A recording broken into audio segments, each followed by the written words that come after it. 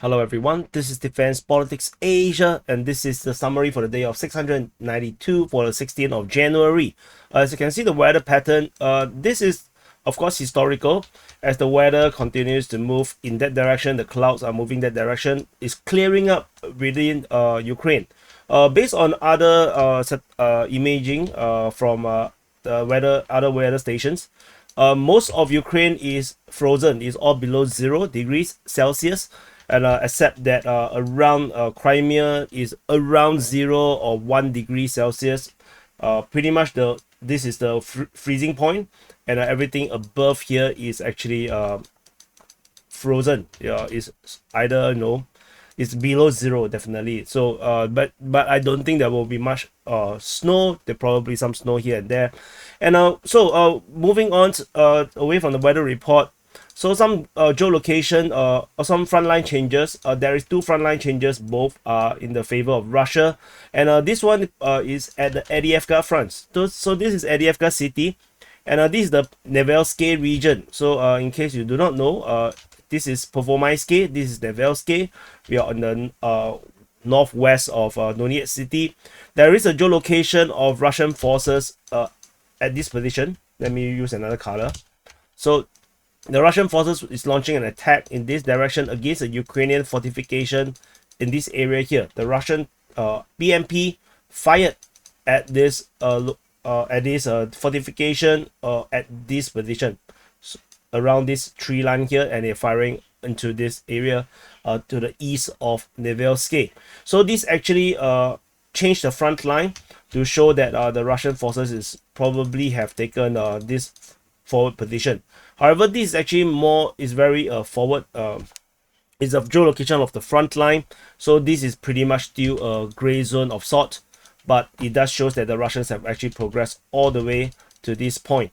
Nevelske region is very flat. The terrain here is very flat, as you can see.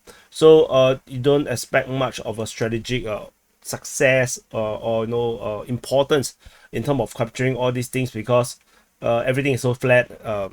It's just one tree line after another tree line after another tree line. So we move on to the other frontline change is over at the Siversk forestry in the Kreminna Front. So this is Kreminna city, and the Russians have been attacking in this region here for some time already.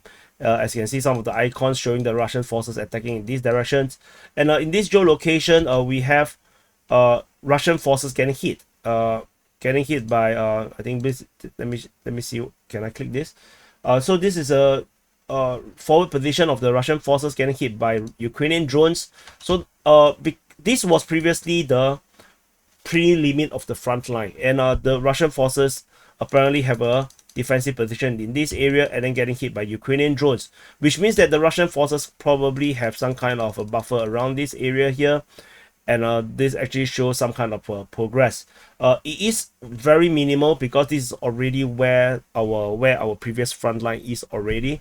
So it's pretty much pushing the front line slightly ahead, maybe a kilometer or 2. So not a very significant change because of fighting within the Siversk forestry is always going to be very, very difficult. So we move on to the strategic and tactical view. So we move to report from the Kupyansk Front doing clockwise direction across all the different front line around Ukraine. There is only Ukrainian attack at Sinkivka in the Kupyansk Front being reported. According to the Ukrainian Defense Ministry, the Russians did not launch any attack in the Kupyansk Front. So this is very interesting. Only the Russian Defense Ministry reported about the Ukrainian attack. So which means that the Russians have abandoned their offensive, as I have predicted, based on the actions that they have done a few SITREPs ago. And now the initiative is purely on the Ukrainian side, attacking at Sinkivka. There is an interesting note is that in the Russian Defense Ministry report, they mentioned that in the Sinkivka region, they actually took out 3 tanks, including 2 of them considered as Leopard tanks. So take it with a pinch of salt, but I thought this is very interesting that they claim that they have taken out 2 Leopard tanks. So this is the strategic situation over at the Kupyansk Front.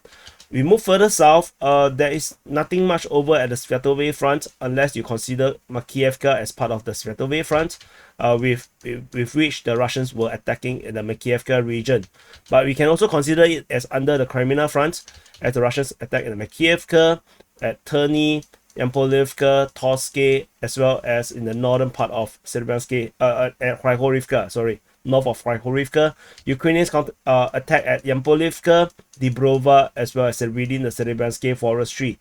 And just now the frontline change is at this location. So this is the strategic situation at the Kreminna Front. Pretty much the same. Most of these Russian attack is reported by the Ukrainian Defense Ministry. The Ukrainian Defense Ministry are reporting the Russians are making this attack in the Kreminna Front. So while the Russians claim the Ukrainians are attacking in these directions, so situation continues to be very, very dynamic in this area here. Further south, over at the Siversk Front, we do not have any more reports about fighting at Kupyansk or Spurny, but however, we still have the Russians being reported to be attacking Bilohorivka in the Luhansk region. And of course, just now, as mentioned in the Siversk forestry, the Kreminna Front, where there's an attack north of Khryhorivka. Further south in the southern side, there is Russians attacking Rozdolivka and Vesely, with the Russians claiming that the Ukrainians are the Ukrainian forces counterattack at Vesely as well. There is geolocation of Ukrainian forces by Crimea Caprice getting hit by Russian FPV drones just southeast of Vimka at this location, showing Ukrainian forces are indeed still in this area here. They are not retreating, they are holding the position. So this is the strategic situation in the southern part of the Siversk Front. We move into the Bakhmut Front. This is Bakhmut city. Northern flank of the Bakhmut Front, we do not have any reports of Russian attack, except the Ukrainians were reportedly attacking at Bodanivka. The Ukrainian Defense Ministry did not mention about any Russian attack in this region here. And in the southern flank, we have the usual. Before that, there is fighting reported towards Ivanivske. This reported by the Ukrainian Defense Ministry. And then moving further south, the Russians continue their usual attacking at Klishevka, Andrievka, and Kodyomivka. So this is pretty much the same thing. Strategically, there's not much changes in terms of this situation. We move away from the Bakhmut Front. Again, at the Niu-York Front, we still do not have any reports of any Ukrainian attack in this region here. So I think the attack at the Niu-York Front has been abandoned by the Ukrainian forces, and we come to the Kreminna Front. So Kreminna Front, the Russian forces continue their Avdiivka Front or Avdiivka Front. So at the Avdiivka Front, the Russian forces continue their Avdiivka offensive, with fighting reported at the Novobakhmutivka region, Stepove, in the northern part of Avdiivka city, and then there is fighting south of Vesely in the area of Kayamka, at Zverny, at Pervomaiske, and Nevelske. So these are the various this is the strategic situation of the Russian attacks in this region here. The new ones is actually in this northeast or northern part of Avdiivka. So this is a main thing, and there is geolocation of this attack. So the Russians is geolocated by Deep State UA and Crimea Caprice to be traveling down this road. So you can see that as any attacks are easily detected way before time. So while the Russians are just in this area here, they are still in this position, the Ukrainian forces already have drones flying around here spotting this attack. And they slowly watch the Russian armored vehicles travel down this road, wrong color, down this road, and then the drones basically is almost overhead these armored vehicles, and they basically witness the entire attack. And because they are spotted early, the Ukrainians are able to rain down some artillery on this Russian armored column, and that kind of repelled the attack. According to Deep State UA, the Russian attack in 3 different directions in the Kayamka region, particularly against this Ukrainian entrenchment. and then there's another one coming down south of Vasily, as well as another one coming into the Dacha region. So the one that was geolocated and captured on drone footage is this one in the center. However, there is no indication that the Russians have succeeded in this offensive operation to capture any Ukrainian positions. So this is a pretty big attack, I would say, the biggest in recent time, in the past maybe 1 week or two. So we didn't really see much of these very big attacks. So this is one of the bigger ones, but it did not work out. So it just shows how difficult it is fighting in the modern warfare. Within Avdiivka itself, geolocation of footages of artillery hitting within Avdiivka, as well as airstrike, shows that the Russians continue to bombard Ukrainian positions within the city itself. Further up north, there is another geolocation. This time, this is the geolocated by Crimean Caprice of Russian drones attacking Ukrainian positions just off Novobakhmutivka, just off this railroad. So in the southeastern part of Novobakhmutivka. While they did not really change the front line, what it shows is that the Russians actually did not make any progress in the direction of Ocheretine or Novobakhmutivka, which is actually the direction of the Russian offensive in this area here.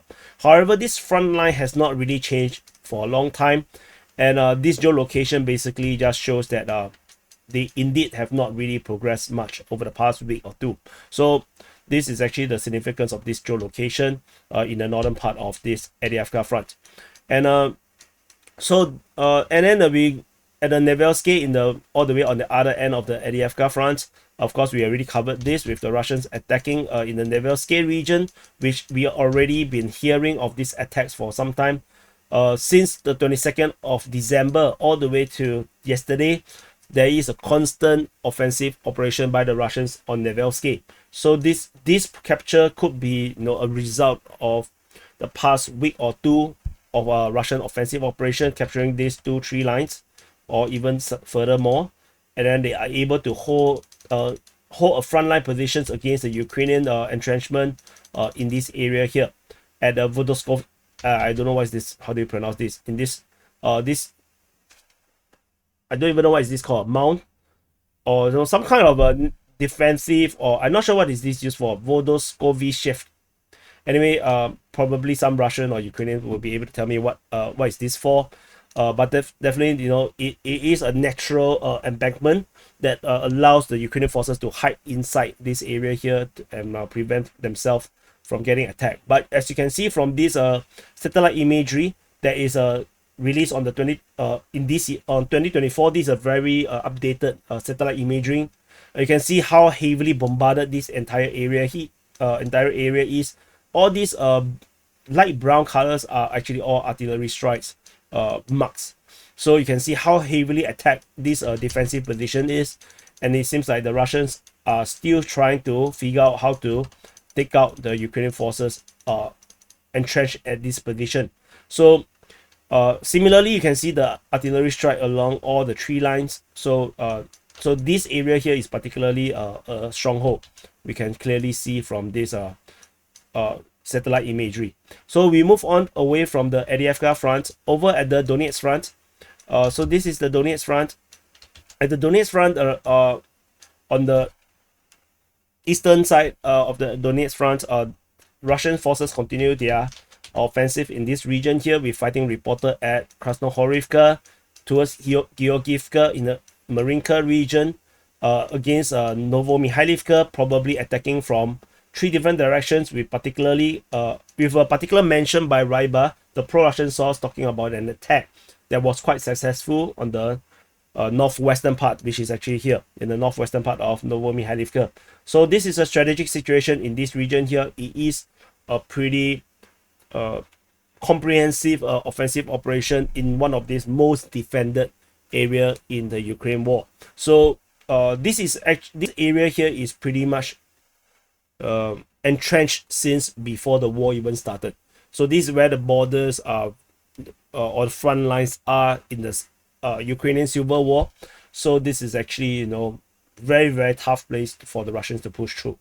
And further south, there is also fighting reported at Volodymyrivka, coupled with this push in the north southwestern part of Novomikhailivka. So this is actually interesting as well. So both of these targets the road between Konstantinivka to Voleda. So this main road here is the target. So the Russian forces is definitely looking to cut this road, because once this road is cut, Voleda will be much harder to reinforce or resupply. But it is still a very, very long distance away. We are talking about like another 6 kilometers, 5 kilometers.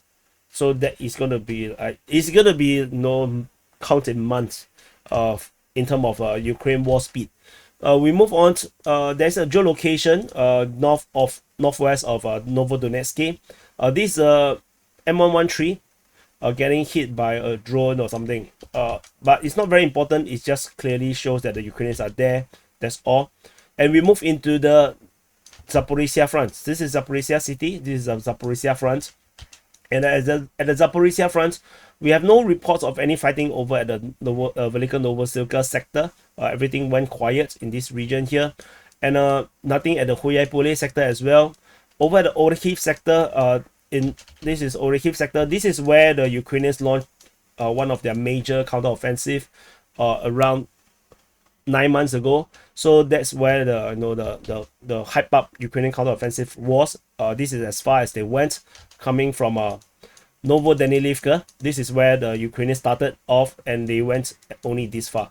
This is as far as they went. This distance is, they only covered like 10 kilometers deep, so it's not particularly far. And that's why I mentioned in the previous front line, 5 kilometers in terms of Ukraine war speed is very far. It's gonna take months. Even in a very successful, very smooth operation. Russian forces continue their counteroffensive in this region here, fighting reported at Robotine in the western part of Verbove, as well as at Verbove itself. In case you cannot see, I changed to yellow color. So this is a strategic situation in this area here. Situation remains pretty much unchanged. That doesn't look like nothing. It doesn't look like much is changing, but sometimes it's because information is being withheld. We do not know until maybe a week from now, then suddenly you can see a big change in terms of the mapping. But tentatively, everything remains to be pretty within the shroud of war. Over at the Kreminna sector, there's nothing here. All these reports about fighting at Pyatikaki, Zerebianki, Kreminna is all gone. Nothing is being reported. Similarly, all these previous reports about Novodubrovska or at Shavoni, all these are all not reported. So the entire guise or the entire possibility or suspicion that the Russians launched a major Zaporizhzhia offensive went down the drain again. It did not happen again. So which means it's yet another false alarm. It's yet another major probe across all the different front line. So we shall continue to wait and see Russia will ever launch this major offensive, or they are just happy to keep the current line and just harass the Ukrainian forces. We move on over at the Kherson Front. This is the Kherson Front. This is Kherson City. At the Kherson Front, Ukrainian forces remains strategic situation remains the same. They hold a position at Krinky. Ukrainian Defense Ministry claimed the Russians are attacking, and then the Russians continue to hunt for stuff in the rear in the northern bank of the Dnipro River. So this time around, we have 3 different geolocations. There is a Russian guided missile hitting Ukrainian buildings at Bereslav. Another one north of Tiahinka, which is actually an artillery system getting hit by counter artillery.